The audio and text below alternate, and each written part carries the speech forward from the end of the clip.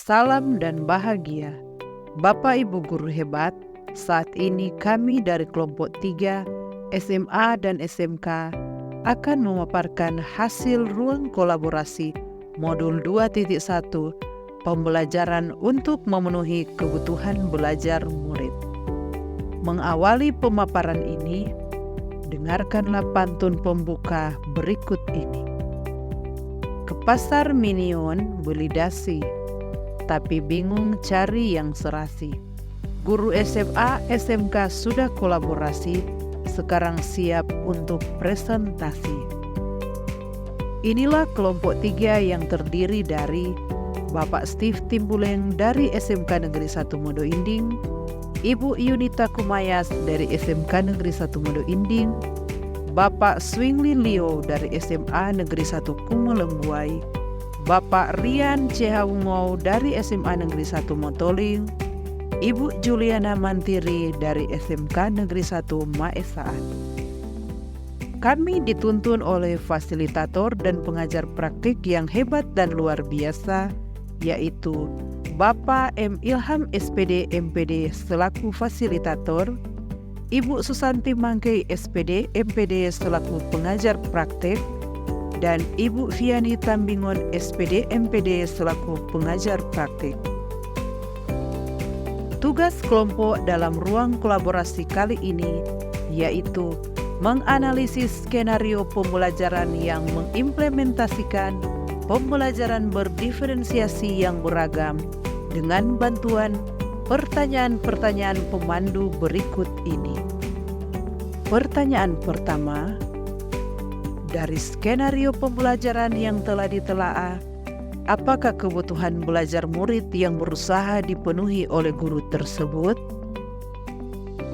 Pertanyaan kedua, bagaimana cara guru tersebut menentukan kebutuhan belajar muridnya?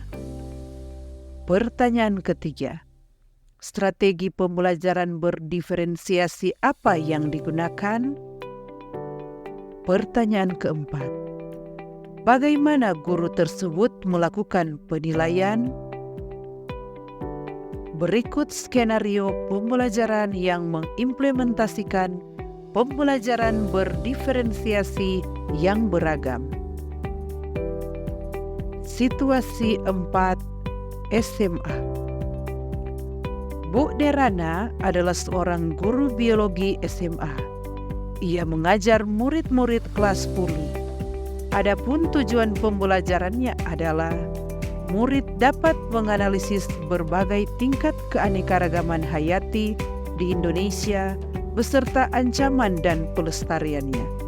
Karena situasi sedang pandemi, Bu Derana kemudian menggunakan metode flip learning, di mana sebelum pertemuan daring dengan guru, ia meminta murid-muridnya untuk mempelajari dulu materinya.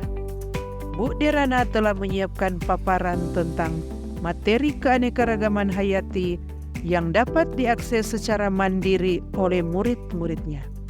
Di dalam paparan ini, Bu Derana menjelaskan tentang konsep kunci dari keanekaragaman hayati dan tingkatannya. Keanekaragaman ekosistem, keanekaragaman spesies, keanekaragaman genetik. Ibu Derana juga menyediakan beberapa sumber belajar yang berkaitan dengan wilayah kritis keanekaragaman hayati di Indonesia. Sumber yang ia sediakan, misalnya artikel dari koran, video-video dari Kehati, WWF, Greenpeace yang ia ambil dari internet. Untuk membantu murid-muridnya belajar mandiri, Bu Derana menyiapkan beberapa pertanyaan pemandu. Setelah tahapan belajar mandiri, murid-murid kemudian diminta mengikuti kuis tertulis dengan pertanyaan terbuka, di mana setiap murid akan diminta untuk memberikan umpan balik terhadap jawaban dua temannya.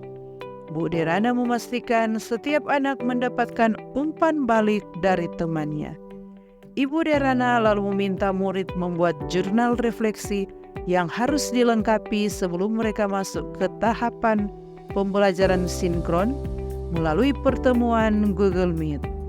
Dalam tahap forum diskusi sinkronus, guru memberikan pertanyaan pematik untuk memulai. Pertanyaan-pertanyaan tersebut diantaranya, tingkat keanekaragaman hayati mana yang paling penting dilindungi terlebih dahulu? Mengapa? Kapan terancamnya keanekaragaman hayati ekosistem dapat mengancam keanekaragaman hayati spesies dan genetis? Mengapa? Dan pertanyaan-pertanyaan lainnya yang dapat memperkaya materi dan pemahaman murid akan konsep. Selama proses diskusi daring, Ibu Derana mengamati jawaban-jawaban murid untuk mengetahui apakah ada miskonsepsi yang dimiliki murid atau apakah ada murid-murid yang tampak belum paham. Di akhir diskusi, Bu Derana memberikan murid tantangan untuk membuat paket info digital yang mengidentifikasi ancaman pada satu lokasi di wilayah Indonesia yang membawa dampak negatif bagi ketiga tingkatan keanekaragaman hayati, sekaligus berikut rekomendasi penanganannya.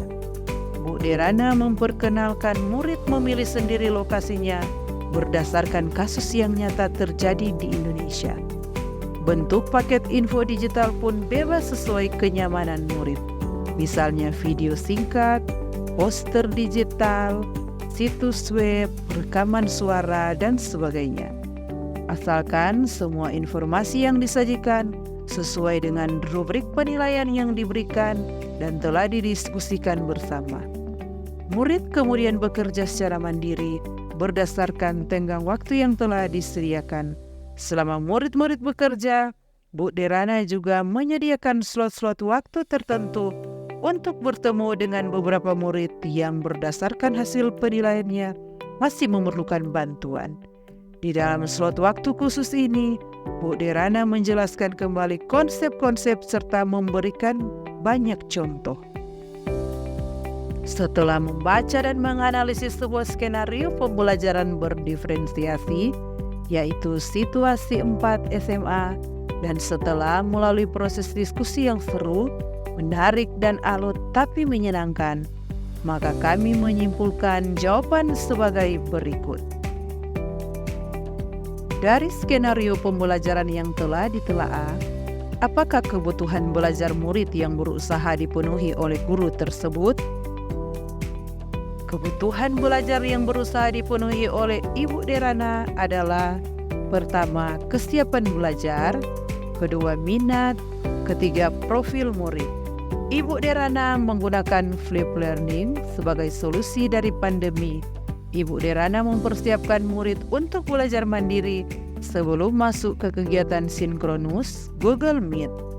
Ibu Derana juga berupaya memenuhi minat belajar dan gaya belajar murid visual auditory dengan mempersiapkan berbagai sumber belajar, misalnya artikel koran, video-video, materi dari internet sesuai profil murid. Pertanyaan kedua, bagaimana cara guru tersebut menentukan kebutuhan belajar muridnya? Cara Ibu Derana menentukan kebutuhan murid berdasarkan minat, bakat, dan kebutuhan murid dilakukan dengan cara membuat diagnostik non-kognitif atau diagnostik awal. Dari dasar itu, guru bisa mengetahui minat bakat siswa agar pembelajaran diferensiasi bisa diterapkan dengan baik dan efektif. Ibu Derana juga berupaya memenuhi minat belajar dan gaya belajar murid, yaitu visual auditory, dengan mempersiapkan berbagai sumber belajar, misalnya artikel koran, video-video, materi dari internet sesuai dengan profil murid. Ketiga, strategi pembelajaran berdiferensiasi apa yang digunakan? Diferensiasi konten. Ibu Derana mempersiapkan berbagai sumber belajar, misalnya artikel koran, video-video, materi dari internet sesuai profil murid. Diferensiasi proses, Bu Derana menyiapkan beberapa pertanyaan pemandu. Selama murid-murid bekerja, Bu Derana juga menyediakan slot-slot waktu tertentu untuk bertemu dengan beberapa murid yang berdasarkan hasil penilaiannya masih memerlukan bantuan. Diferensiasi produk, Bu Derana memperkenankan murid memilih sendiri lokasinya berdasarkan kasus yang nyata terjadi di Indonesia. Bentuk paket info digital pun bebas sesuai kenyamanan murid. Misalnya video singkat, poster digital, situs web, rekaman suara, dan sebagainya. Asalkan semua informasi yang disajikan sesuai dengan rubrik penilaian yang diberikan. Pertanyaan keempat, bagaimana guru tersebut melakukan penilaian? Bu Derana melakukan penilaian formatif dalam bentuk kuis tertulis dengan pertanyaan terbuka di mana setiap murid akan diminta untuk memberikan umpan balik terhadap jawaban dua temannya. Ibu Derana lalu meminta murid membuat jurnal refleksi yang harus dilengkapi.